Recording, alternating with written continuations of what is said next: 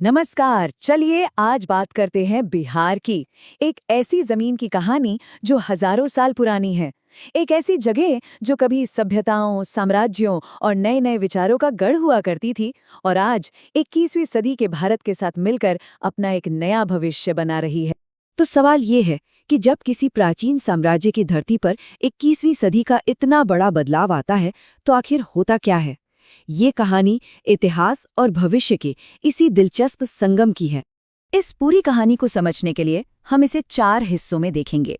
पहले बात करेंगे कि कैसे बिहार साम्राज्यों और धर्मों की जन्मभूमि बना।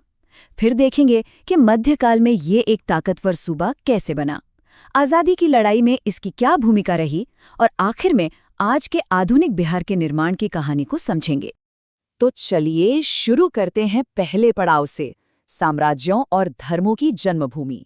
यहाँ हम देखेंगे कि मौर्य साम्राज्य से लेकर दुनिया के बड़े बड़े धर्मों तक सबकी जड़ें बिहार से कैसे जुड़ी हुई हैं। बिहार के इतिहास की जड़ें बहुत गहरी हैं। वैदिक काल तक जाती हैं, जब गंगा के मैदानों में शुरुआती बस्तियां बस रही थीं। यहीं से उदय हुआ शक्तिशाली मौर्य साम्राज्य का, जिसकी राजधानी पाटलिपुत्र से एक बहुत बड़े हिस्से पर राज किया जाता था। और फिर आया गुप्त साम्राज्य का दौर, जिसे हम भारतीय इतिहास का स्वर्ण युग या गोल्डन एज भी कहते हैं, जब ज्ञान और संस्कृति का जबरदस्त विकास हुआ। बिहार की धरती को कई मामलों में पहली होने का गौरव हासिल है। सोचिए, यहीं बौद्ध धर्म का जन्म हुआ, जहां गौतम बुद्ध को ज्ञान की प्राप्ति हुई। ये जैन धर्म का भी उद्गम स्थल है, जहां भगवान महावीर ने जन्म लिया। सिखों के 10वें गुरु गुरु गोबिंद सिंह जी की जन्मस्थली भी यही पटना साहिब है। और आज़ाद भारत के जो पहले राष्ट्रपति थे, डॉक्टर राजेंद्र प्रसाद, वो भी इसी मिट्टी की देन थे। और जब ज्ञान की बात हो तो नालंदा को भला कौन भूल सकता है।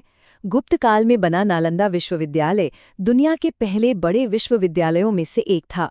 यहाँ सिर्फ भारत से ही नहीं, बल्कि पूरे एशिया से विद्वान और छात्र ज्ञान की तलाश में आते थे।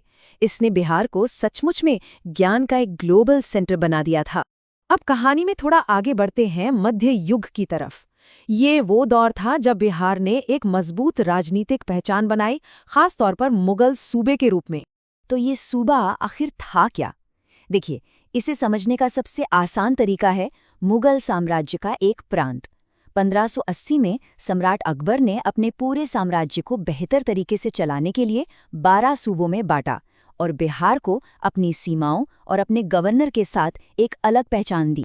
बिहार के एक मजबूत सूबे के तौर पर उभरने के पीछे 2 बहुत बड़े कदम थे।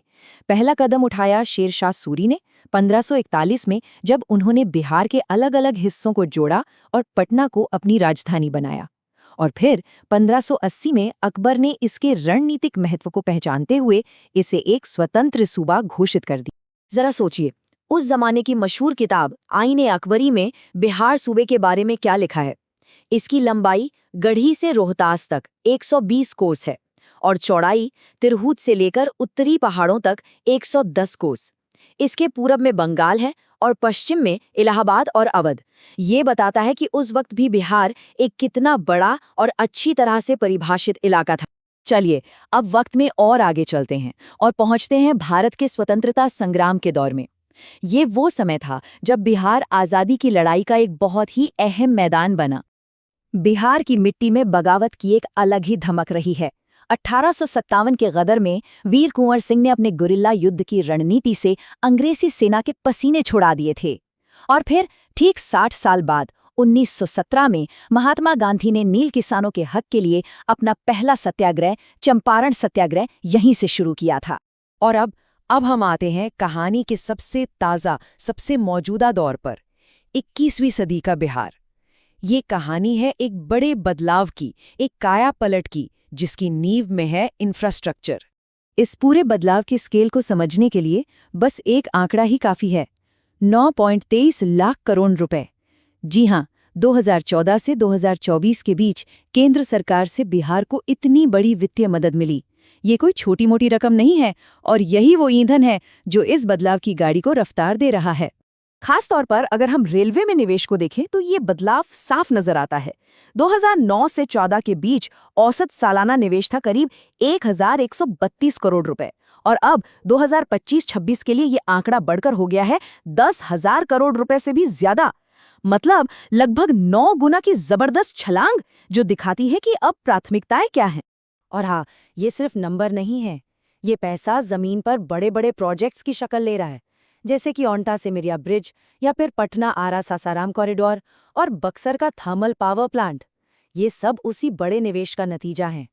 तो ये सारा पैसा जा कहाँ रहा है? देखिए, इसका एक बहुत बड़ा हिस्सा सड़कों और पुलों के नेटवर्क पर खर्च हो रहा है। इसके बाद रेलवे पर भी भारी निवेश हो रहा है और साथ ही एविएशन यानी हवाई अड्डों पर भी ध्यान दिया जा रहा है। कुल मिलाकर पूरा फोकस कनेक्टिविटी पर है।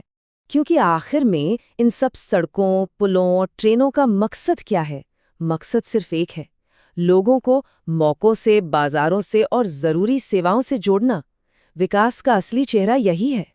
और ये जो बदलाव है ना, वो अब जमीन पर दिखने भी लगा है। अमृत भारत स्कीम में 98 रेलवे स्टेशनों को बिल्कुल नया रूप दिया जा रहा है।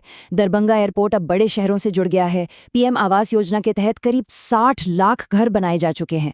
और तो और मखाना किसानों की मदद के लिए एक नया बोर्ड भी बनाया गया है।